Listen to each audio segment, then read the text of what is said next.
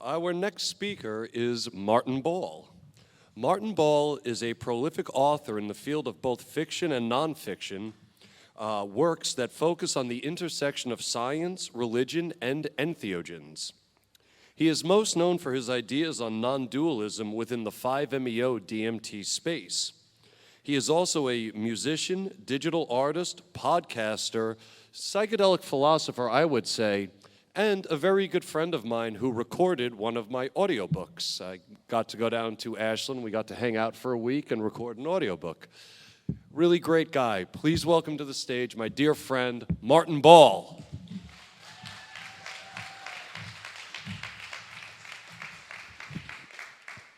Yeah, that's right. I'm the least psychedelic-looking guy here. It's great to be here. Thank you to Tom and Eden for not only inviting me, but putting on this event so that we could all be here together. What I'm going to be doing today is just kind of giving a whirlwind tour of history of 5-MeO DMT from roughly 2008 to the present, because a lot has happened in that time. And I don't have a presentation, but I did do some things for show and tell. And I don't know if we're going to have enough time for questions at the end. So I'll try and slip off somewhere over here where it's shady if you want to come ask me questions or something like that. But there's a lot of material to cover in this short time period. So first of all, just let me ask you guys, how many of you out there at least have heard of 5-MeO DMT? That looks like almost everyone. Okay. So, if we go back to 2008, when I would start talking about 5-MeO DMT, there was a couple of responses that I got. One was, you mean DMT, right? I'm like, no, I don't mean DMT, I mean 5-MeO DMT. And then another response that I got was, oh, but DMT is so much more interesting than 5-MeO DMT, so why are you interested in that? And well, the tables have turned in this time. So what I want to do is kind of go through this history and also share with you how actually Oregon itself has been part of the epicenter of how 5-MeO DMT has become of interest around the world. So we're going to go through, we're going to take a walk through history. And just to kind of show what I thought, this is actually what inspired me to give this talk. I was watching Ted Lasso with my wife on Apple TV, and on season 3 of Ted Lasso, episode 1, anybody seen it? Ted Lasso fans? A few. Okay, so episode 1 of season 3 of Ted Lasso, he's got a self-described hippie bus driver, and Ted decides that he's going to take his team somewhere, but it's his hippies bus driver's day off, and he says, no, you got to bring the team, we got to drive over to this place, I need you to drive the bus. So they arrive at where they're going to, and the self-described hippie bus driver says, well, don't want to waste the day, so I'm going to go into the bus and smoke some toad. And Ted turns to Coach Beard, and he's like, is he going to be okay? And Coach Beard says, oh yeah, it'll only take about 20 minutes, but his life will be forever changed. He's like, oh, okay.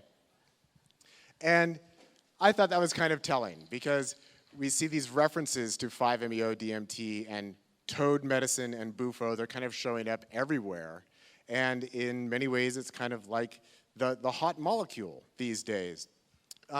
So we'll just start with a little brief history. So also in mainstream media and culture, one of the early references to toads was in The Simpsons. Anybody remember The Simpsons episode? Homer is lying in a hammock and a toad comes hopping by and he picks it up and he licks it a few times and his eyes get all big. And that was part of the cultural mythology, that people lick toads. And of course, no one ever, anywhere, licks toads. That's stupid. That's crazy. Don't lick toads. They don't like it. You won't like it. There's no point in doing that. But if we go back further than that, where 5-MeO DMT shows up within traditional culture is through the form of yopo seeds. Now, how many people have heard of yopo seeds or yopo? Okay, quite a few of you. So today, yopo is kind of a minor player in the field of 5-MeO DMT in the sense that there are people who are trained for sharing yopo and preparing yopo, and that happens out there. But it's a small percentage of the 5-MeO DMT that is used and consumed around the world. So it's kind of a bit player in that sense. But that's the only place that we can say with any definitive certainty that 5-MeO DMT, which I'll go ahead and say the full name, I haven't said it yet, 5-methoxy-dimethyltryptamine. That's the only place that we really know of solidly within archaeological and anthropological history of a culture that has used 5-MeO DMT. And these are cultures generally in Central America, that these trees produce these seed pods, and they've got these flat little seeds with these kind of paper-thin yet hard shell on them, and you have to fry the seeds, and then you have to remove the shell, and then you take the seed and you crush it all up, and then that ultimately is put into a little blowgun, and somebody goes, and they blow it up your nose, and you have a 5-MeO DMT experience. But it's significantly less impactful than, say, working with the secretions of the Sonoran desert toad, or working with what I like to call the pure molecule of just pure 5-MeO DMT, either extracted from nature or that has been made in a lab at some point. So, you know, just like with ayahuasca and other traditional entheogens, yopo has been used for an indefinitely long period of time within these cultures, but it never really branched out beyond those cultures. So more up into the modern day, in 1984, that's when Albert Most, which was not his name, I'm forgetting his real name. Ken Nelson produced a small pamphlet that was entitled The Psychedelic Toad of the Sonoran Desert. And that was kind of the first popular literature that was created around 5-MeO DMT. And it's interesting, you know, I read through the pamphlet the other day, and it's very short. It's mostly about how to identify the toad, how to collect the secretions, how to prepare it, and then, and actually he says, take a match head-sized amount of bufo secretions, and then kind of chop that up with a razor blade, and then smoke that. And by today's standards, that would very much be considered a very, very small microdose. That most people who are working with 5-MeO DMT are working at levels far, far beyond what he's recommending in the pamphlet. He doesn't have a whole lot to say about the experience itself. He says, within 30 seconds, there will be an onset of almost overwhelming psychedelic effects. You will be completely absorbed in a complex chemical event characterized by an overload of thoughts and perception, brief collapse of the ego, and loss of the space-time continuum. Relax, breathe regularly, and flow with the experience.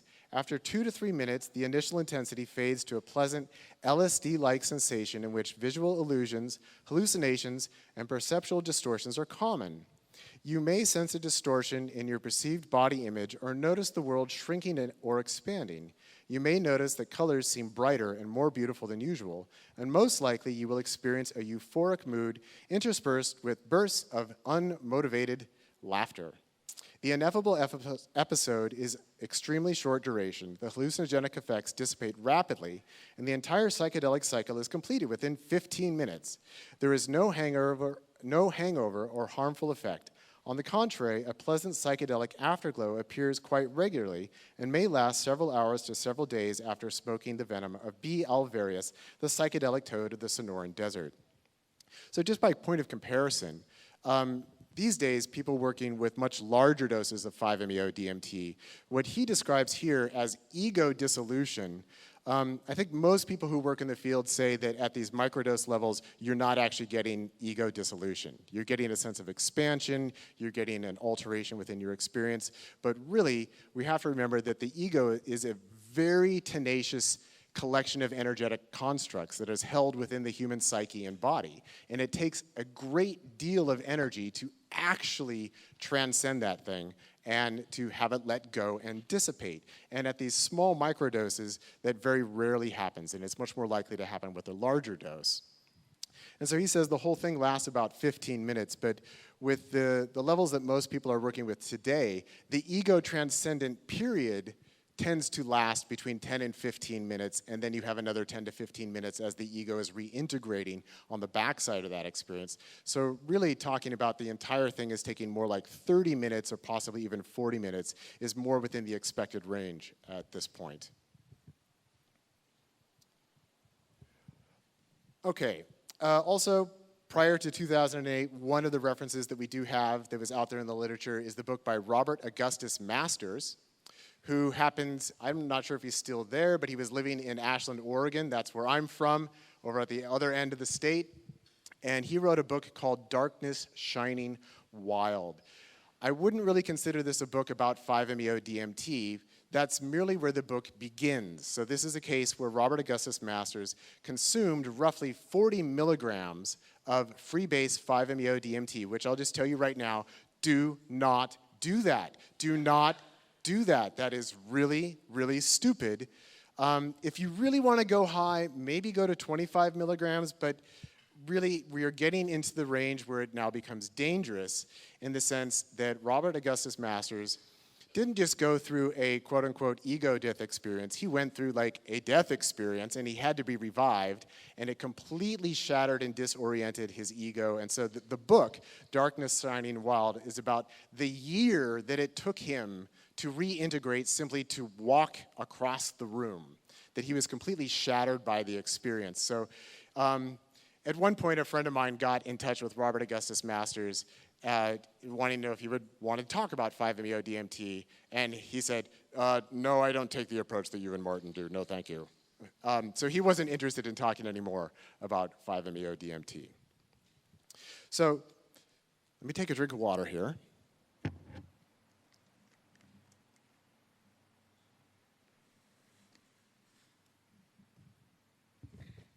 Okay, so that's just setting the scene. That's the background. And again, at 2008, the reason why I'm starting with 2008, because it was in December of 2008 that I had my opportunity to have my first full experience of 5-MeO DMT. And what I mean by first full experience is that for at least the prior year before that, I had been gifted a collection of yopo seeds, and I had been told this is how you prepare them, this is how you snort them, and I had tried snorting them, and I really did not like the sensation of like ground up seeds up my nose. So I tried smoking them, that I found that was a little bit more effective than doing the nasal administration. And it was definitely very interesting, but also I was very experienced with enhanced leaf salvia divinorum at that point in time. And by descriptions, people said, oh, it's this amazing experience. And it's like, well, that's like nothing compared to salvia divinorum, where you smoke one hit of salvia divinorum and all of a sudden reality unzips, turns inside out multiple times across multiple dimensions simultaneously, and eventually zips back up and plops you right back down where you were. It's like, that, for me, is a really powerful experience. And these experiences with yopo, well, it's interesting. I used it a little bit for meditation, but it wasn't much about that. But then, in late 2007, I moved from Southern California up to Ashland, Oregon. And promptly after moving, I was contacted by someone who had just created a new entheogenic temple called the Temple of Awakening Divinity.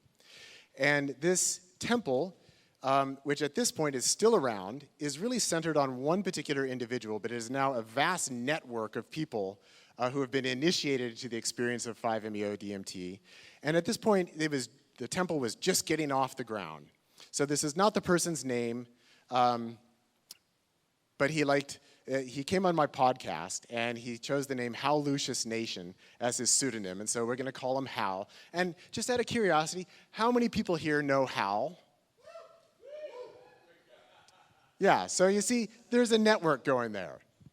Anyway, he had just started this, and he called me up, and he's like, so I had a mailbox on my website that was decorated like a toad, and he called me up, and he's like, so, what's that toad there on your website? And I said, it's a mailbox. But it was under the title of the Mystic Toad. And he's like, yeah, well, I've got the real thing. Would you like to come over? I was like, well, sure, why not? So I came over to his place, and we did his temple activity, and he gave me some toad secretions. But it really wasn't quite enough. It wasn't much more than my experiences with yopo. And he's like, oh, how was that? And I was like, oh, well, salvia divinorum still kicks its ass, sorry. And that was in late 2007. Then January of 2008, he said, hey, I've got some pure freebase 5-MeO DMT. Why don't you come on over and try this? And life has never been the same. It has never been the same.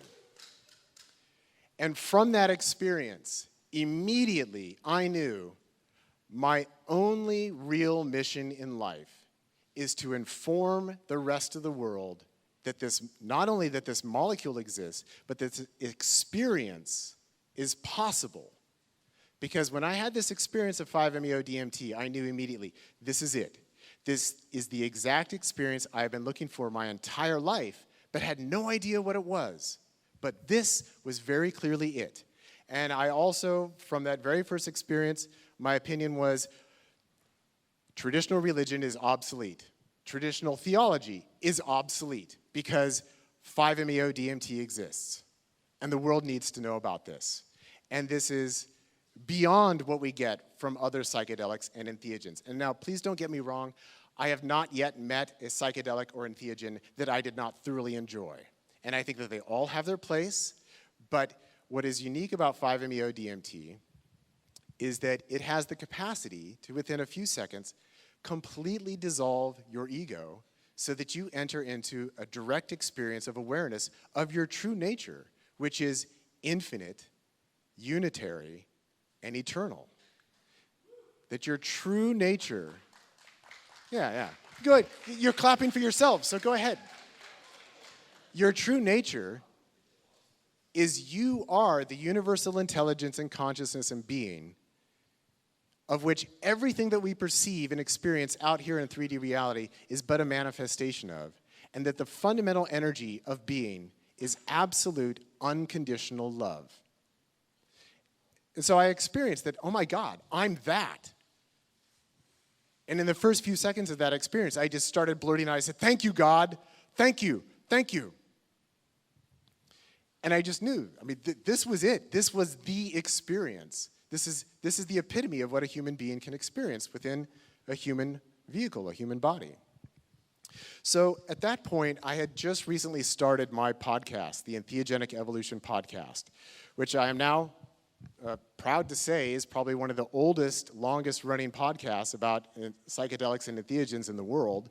At the time that I started it, in January of 2008, there were maybe 2 or 3 other podcasts that dealt with psychedelic topics in the world. Now there are dozens and hundreds, and I don't even know how many there are. But I've been doing mine since 2008 and still at it.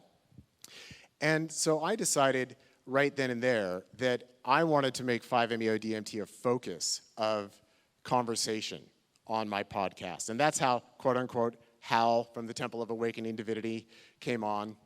And it was also there in my podcast that, so back in 2008, the hot psychedelic was definitely DMT. Everybody wanted to talk about DMT. Everybody wanted to try DMT.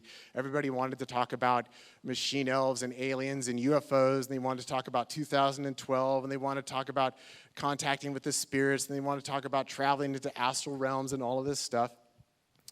And my opinion was, yeah, but like 5-MeO DMT, I mean, this is fucking God. I mean, this is the totality of all existence and reality.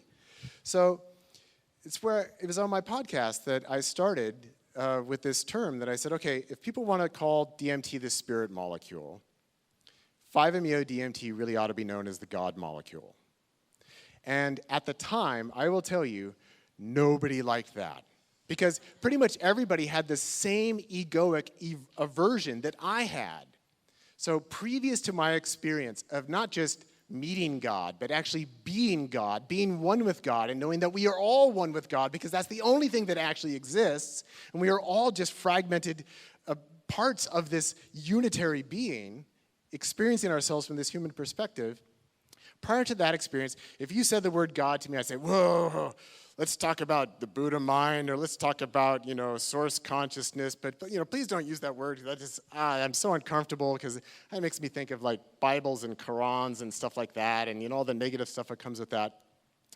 But I just thought, look, this is the best shorthand term that I can use. This is the God molecule. This is the experience of God. And I don't mean the mythological creator God, like sitting up there and like looking down and, you're good, you're bad. I'm going to smite you. I'm going to smite you really good. And I'm going to anoint you because you're really special. No, that God doesn't exist. That's just a mythological construct of the human ego. So one of the things that I started doing at that time is I started discussing the experience of 5-MeO DMT through the lens and language of non-duality. And this is significant for the trajectory of 5-MeO DMT because at the time, within psychedelic culture, again, nobody talked about God. It was like, that's a verboten word. You can't use that word. And people talked a lot about mystical experience. They talked about unitary experience. But nobody actually used the language of non-duality itself. And that's what I started introducing into it. As I said, look, from my experience of 5-MeO DMT, I am now a radical non-dualist. I described myself that way. I'm a radical non-dualist, and I would explain this is what non-duality is. And here's why this is important, because in traditional schools of non-duality, so if we're dealing with things like spirits, alternate realms, UFOs, past lives, all of this stuff, within non-duality, what is all of that? I'm just asking you guys. What is all that? I'm sorry? Okay, potentially things that exist on the archetypal realm. Do they have absolute reality? No. They have archetypal reality. They have relative reality. So within non-duality, we talk about these are all manifestations of yourself, because non-duality means not two. There's only one. So that means everything you've ever experienced, whatever level of consciousness it may be, here in the room, in your psychedelic journeys, it's all you at a fundamental level, because there's only one actual consciousness and being that exists. And so the reason why I'm kind of pushing this idea of non-duality in relation to 5-MeO DMT, because as I'll get to a little bit later in my lecture, that found an audience among people who are interested in non-duality, but didn't necessarily have an interest in psychedelics themselves. So that became a route, but I'll be returning to that. So I don't know if I'm going to be able to get to this whole history because there's so much going on. So anyway, in 2008, then after having several experiences at the Temple of Awakening Divinity, I wrote and released this book, The Entheogenic Evolution, Psychedelics, Consciousness, and Awakening the Human Spirit. And this is really the first book on the market that dealt with 5-MeO DMT as the main subject within the book. A little bit prior to this, James Orrock had self-published his book, Tryptamine Palace, right here, but he had only made that available to his friends at Burning Man. It was not available in the public. I got to see an early copy of Tryptamine Palace, so I was aware of that. But my book was the first one that actually came out in terms of the public, and then it was a year later that James Orrock's book, Tryptamine Palace, was then published by Inner Traditions. So this is the next really big moment that happened with 5-MeO DMT. Sorry, I got to drink some more water. It's kind of hot up here.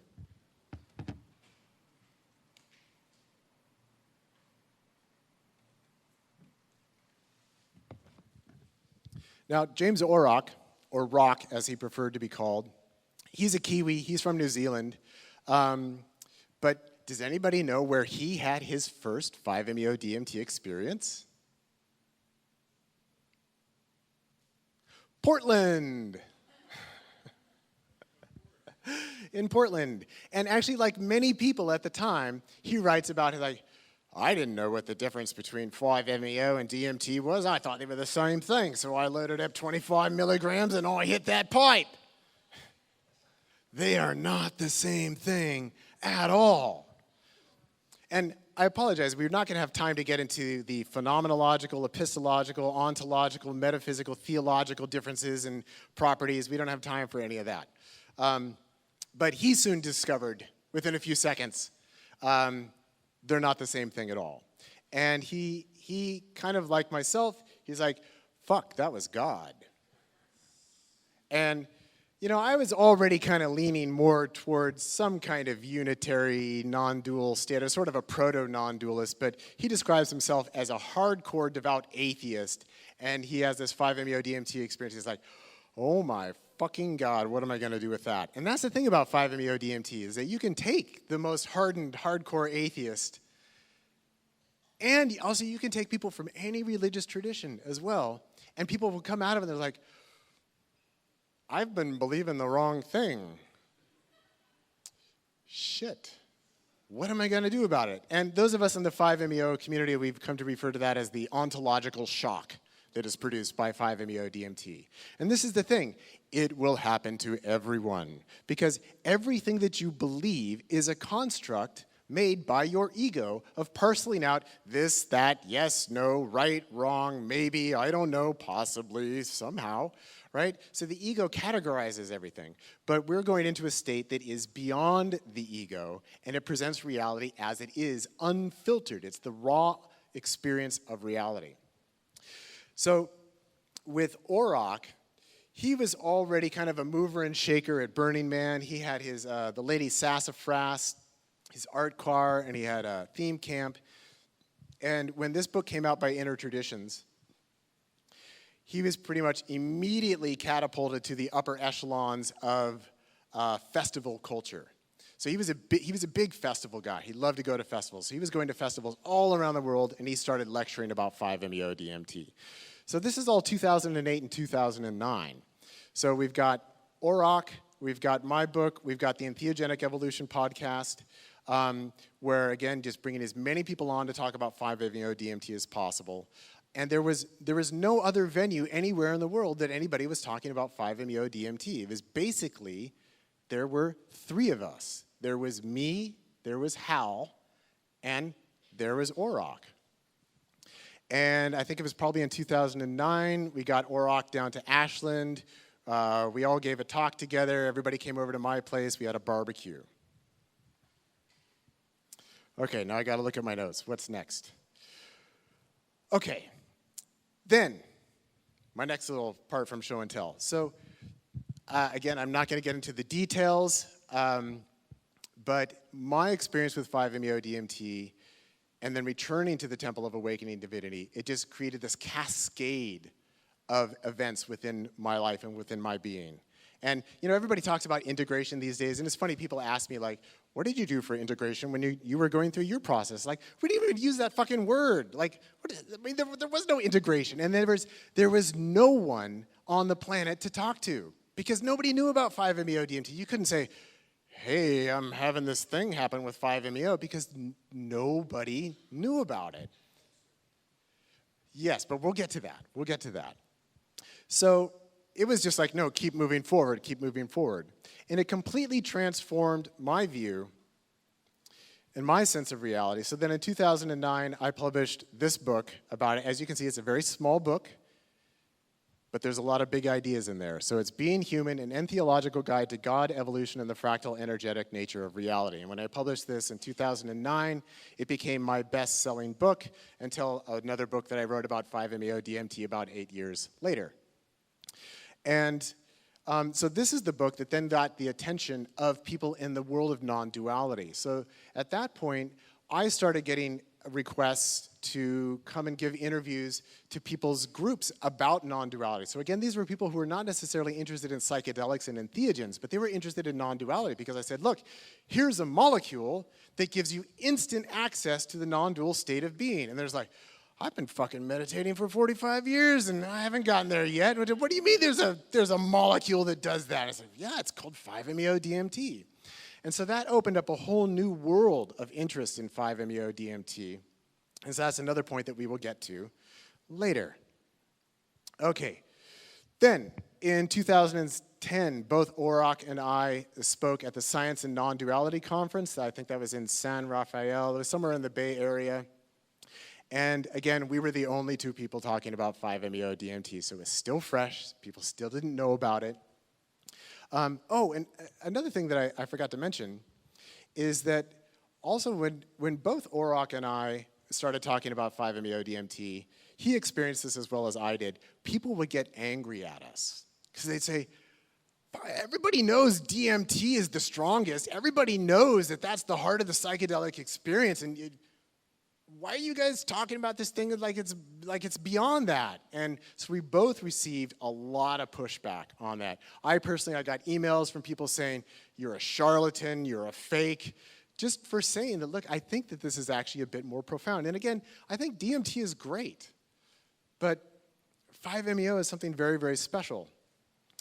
And Again, I gave it that nickname of the God molecule, and people were really pushing back on that. And people say, well, at least call us like the source molecule. And I was like, no, I can't even use the word source because source implies that there's some kind of distance and difference, but there is none. You are that. You never left that unitary state. It's just you're wearing your ego as a mask and you've forgotten, but you're there right now. All of us are quote unquote there right now because there is no there, because it's fucking everywhere all the time. It's infinite and eternal. It's always present, so it's not source. Even to use the word source is misleading because it says, well, I came from there, and then I take 5-MeO DMT and I go back there. No, it all opens from right here. Fuck, I guess it's me. Okay. Trying to continue on the show and tell. Okay, then in 2011, I published this book, The Entheological Paradigm, but actually not this one. This is the 10-year anniversary update and reissue, but it's essays on the DMT and 5-MeO DMT experience and the meaning of it all. And it's a collection of essays about kind of talking about what is the difference between DMT and 5-MeO DMT, because if everybody's like, what do you mean? Aren't they the same thing? Like, no, they're not the same thing. Let me try and explain it to you. Not as popular as my book, Being Human. Hold on, more water.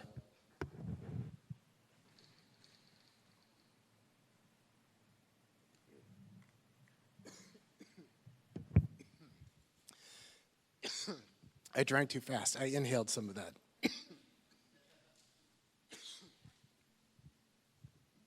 Okay. Then 2012 came, and nothing happened. People didn't like also that before December 21st, 2012, I said, this isn't a real thing. It's not real. People didn't like that. You don't know, it hasn't happened yet. It's like, I don't think it's going to happen. You know, you want to bet money, I'll go ahead bet money, but the world's not going to end. There's not going to be some transcendental object at the end of time. It's not going to happen. It's not a thing. Anyway, that's not what I wanted to talk about with 2012. So in 2012, we have two new characters who pretty much enter into this scene. Both of them are considered very controversial, but they've had a huge impact so that when we're talking about the history, we need to talk about them. So we've got Dr. Jerry Sandoval and Dr. Octavio Rettig Hinojosa. These are two doctors in Mexico. Both of them are crack addicts. Someone came to Dr. Jerry, who was a crack addict, and said, I've got just the thing for you. We've got these toad secretions. Try some of this. He smoked toad, and he said, whoa, I don't think I need any more crack.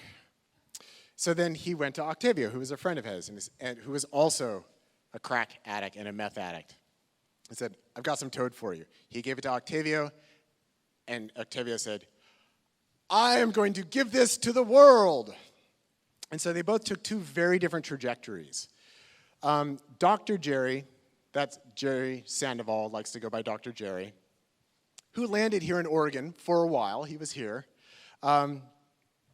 He wanted to kind of hit the big movers and shakers in the world. He kind of was targeting, like, I want to go to the most famous people I can find and give them toad medicine.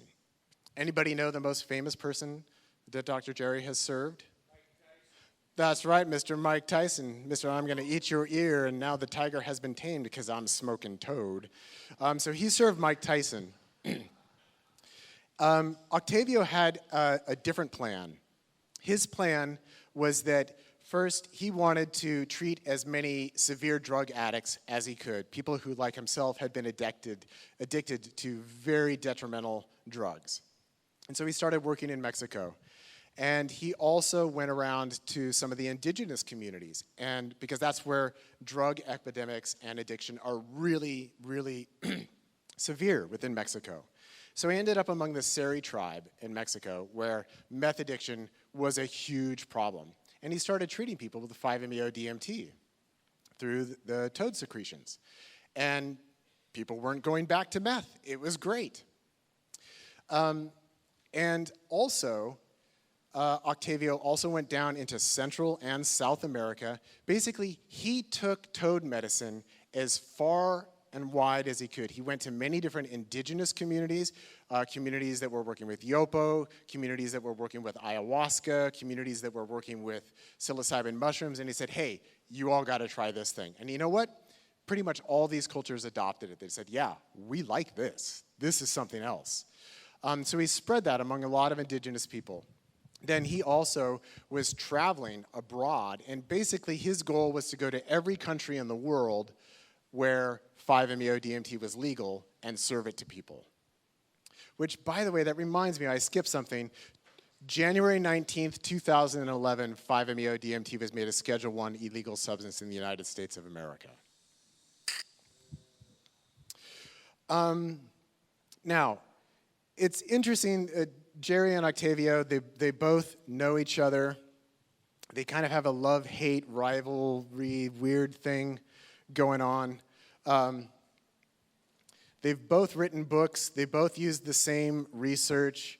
My understanding is that Octavio accuses Dr. Jerry of stealing his research. Dr. Jerry accuses Octavio of stealing his research. But they have totally different conclusions. But Octavio, as kind of he's a medically trained doctor. He is not an archaeologist. He is not an anthropologist. But he started looking at the myths and symbols in Mesoamerican cultures. And he came up with the theory that actually in prehistoric times, so far back that it's all been lost now, he said all of these cultures were using the Sonoran Desert Toad. They were all using 5-MeO DMT, and only later turned to psilocybin mushrooms, to peyote, to Salvia divinorum. Oh, only 10 minutes. Listen, we're not going to get the whole history. So I'm going to have to skip some things. But this was Dr. Jerry's original book. It was first published in Spanish, but then it was later translated into English, and then it was republished in English. And he asked me to write the foreword for it. And in the foreword, I described 5-MeO DMT as the God molecule. And then when it came out with this new publisher in English, that was the title of the book. I don't know if that was Dr. Jerry's idea or the publisher. I was like, oh, I was going to use that for one of my own books. But anyway, he got to it first. So Dr. Jerry's book is out. And then where's the other one? My pile's messed up. It's down there. So Octavio's book is The Toad of Dawn. And this is where he kind of outlines his theory. And that not only there were Mesoamerican cultures using toad secretions, he also says, look, this made it all the way to China. It made it all the way to Iran. It made it all the way to the Middle East. So he thinks that 5-MeO DMT is the origin of all world religions. It's speculative archaeology. It's speculative anthropology. He's not trained in those areas, but that's his theory.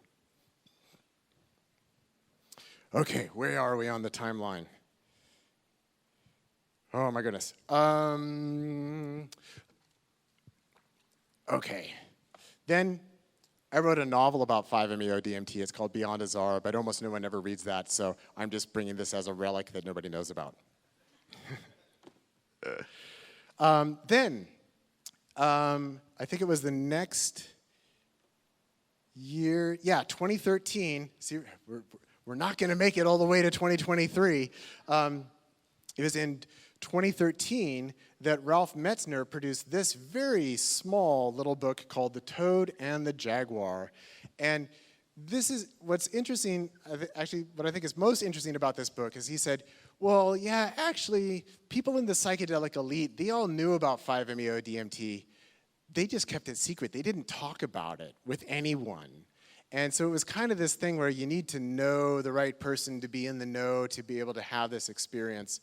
But even here, he's still talking about using like 1 to 3 milligram doses of pure 5-MeO DMT, which is still considered rather low. That would be kind of in the microdose range compared to what most people are working with these days. Also, just having been in the 5-MeO DMT communities and spoken with lots of people, those of us who have a great deal of experience with 5-MeO DMT, the general assessment is that this book is not very useful and not very helpful and misleading in some ways, for some of us. But what this later inspired is that somebody then put a formula online for how to make 5-MeO DMT vape pens, And following Ralph Metzner's title, they called it Jaguar. So now, if you ever hear somebody talking about, oh, have you got a Jaguar pen? That's what they're talking about. They're talking about pure free-base 5-MeO DMT through the delivery method of a vape pen. Oh, there's just not enough time. There's so much history. Okay, from 2014 to 2018, I hosted the Exploring Psychedelics Conference down in Ashland, Oregon. That also was a home, oh, thank you. Thank you. That also was a home for people to come and talk about 5-MeO DMT because it just wasn't happening anywhere else in the world. Nobody else was talking about 5-MeO DMT. So for the 5 years that I put on that conference, I always made sure that that was on the subject matter.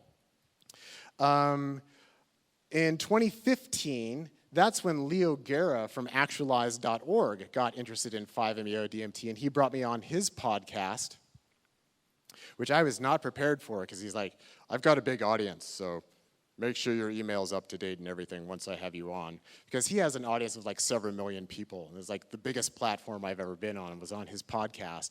But he brought me on to talk about 5-MeO DMT, and he got interested in it.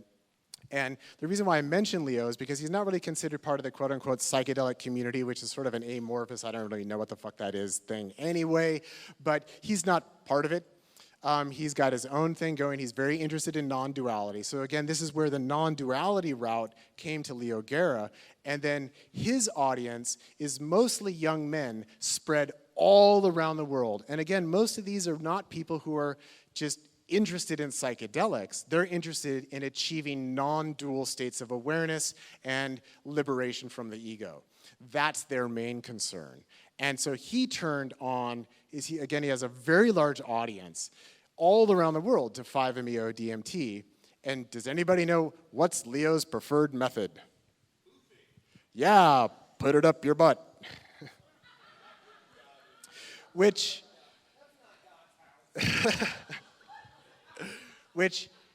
is actually not the most effective method for having a non-dual experience because it's slower and less intense. And when we actually slow it down, there's more time and room for the ego to like, oh, I'm going to work around that one. I'm going to work around that one. One of the reasons that 5-MeO is so effective is when you smoke or vaporize it, within seconds it's like, oh, fuck, it's happening!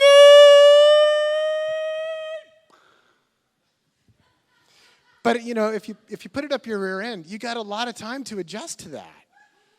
So I get contacted by a lot of people who are in Leo's audience, and they say, yeah, I've been boofing it, and it's like not working. And I was like, well, have you tried vaporizing? It's like, no, but Leo puts it up his butt. It's like, well, it doesn't mean you have to. You can try vaporizing it. Okay. Oh, man, the clock is ticking. Okay. Okay. Also, that year at Breaking Convention, Oliver Martin and I were the only two people at Breaking Convention with, at the time, described itself as the largest psychedelics conference in the world. Oliver Martin and I, Oliver Martin lives in Germany, and he works with 5-MeO over there. He and I were the only two people at all of Breaking Convention talking about 5-MeO DMT. That was in 2015. My talk, along with the talk by Kalindi Iyi, became the two most viewed videos from the 2015 Breaking Convention. And so Kalindi was talking about megadose of mushrooms. We're not talking about 5 grams. Kalindi got up to 40 grams of mushrooms. So his talk and my talk became the most popular talks that year from Breaking Convention. Then around 2016, we've got Rak Razam, Shamans of the Global Village. He's making his video about Octavio, and now Rak is getting into the 5-MeO DMT scene, and he turned a lot of people on in Australia. So you can see the tendrils, the toad tendrils, they are seeping out around the world through these various forms. Then 2017, I wrote my book, Entheogenic Liberation, Unraveling the Enigma of Non-Duality with 5-MeO DMT Energetic Therapy. Performative humility is not one of my character traits. This is the most comprehensive book about the 5-MeO DMT experience that exists. There really isn't anything that's comparable to that. So I wrote that in 2017. That supplanted my book. Being Human is my best-selling book and continues to be so to this day. 2018, we don't have enough time, Rack and Mario Garner and a few other people, they put together the World Bufo of Various Congress that happened in Mexico City, which was the first time ever that a conference had been held specifically about 5-MeO DMT and brought in 5-MeO DMT enthusiasts, facilitators, and practitioners from around the world for the very first time. That was, what did I say, 2018? 2018. I think it was on 2019 that Dr. Jerry and Mike Tyson were on the Joe Rogan podcast, and as we all know, Joe Rogan, he's got a really big audience. So people learned about it there. Oh man, moving on up into the modern time, we've got finally, so way back in 2008, I was like emailing Roland Griffiths at Johns Hopkins because they had just released their psilocybin mysticism study and said that, oh, people get beneficial results from having a mystical experience with psilocybin. So I was emailing Roland Griffiths, it's like, dude, 5-MeO DMT, if we want to talk about the mystical experience, like this is the one, this is it. Why aren't you guys researching that? Like, I mean, mushrooms are great, but this is amazing. This is really amazing. But now, finally, we have places like USONA, the Hefter Institute. They're finally researching 5-MeO DMT, and they're looking at it precisely because of that reason. Because we're talking about, okay, well, you can give someone a 5 to 6 hour mushroom trip. Hopefully, maybe, potentially, they have a mystical experience that transforms their life and really, solidifies that therapeutic effect.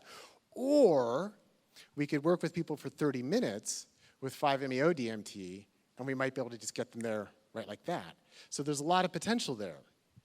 So various research institutes and companies are now looking at that. And they're like, oh, we're so out of time. This is like the last minute. So one thing now that is happening is there has been a very interesting movement now towards not just facilitation of 5-MeO, and actually that's another one here I wanted to share with you. So in 2022, I released this book, Facilitating 5-MeO DMT, an anthology of approaches to serving the God molecule. You might notice a theme here. I've written a lot of books about 5-MeO DMT because, like I said, from that 2008 experience, it's like, I need to inform the world that this thing exists and provide them with accurate information about how to work with it. So facilitators are mushrooming around the world. And now we also have legal and theogenic churches that are looking to establish themselves. And one of the main things that many of these churches are looking to serve is either Bufo or 5-MeO DMT, what I like to call the pure molecule. And the toads are being way overused. They're being way over-harvested. There is egoic projections out there that only toad works, only toad is sacred. And my non-dual answer to that is there is no part of reality that is more God than anything else. And if you think there's something wrong with the synthetic molecule, that's your ego talking. And I can talk to you more about any of this anywhere else, but I think we're out of time. I think we're totally way out of time. So I'm just going to try escape over here. If you want to come talk, we can do that. But thank you very much. Oh. And I like to give out gifts, so I brought stickers with some of my fractal art on it. So if anybody wants a sticker, just come see me and you'll get a sticker. I don't have that one yet. Martin Ball, everyone.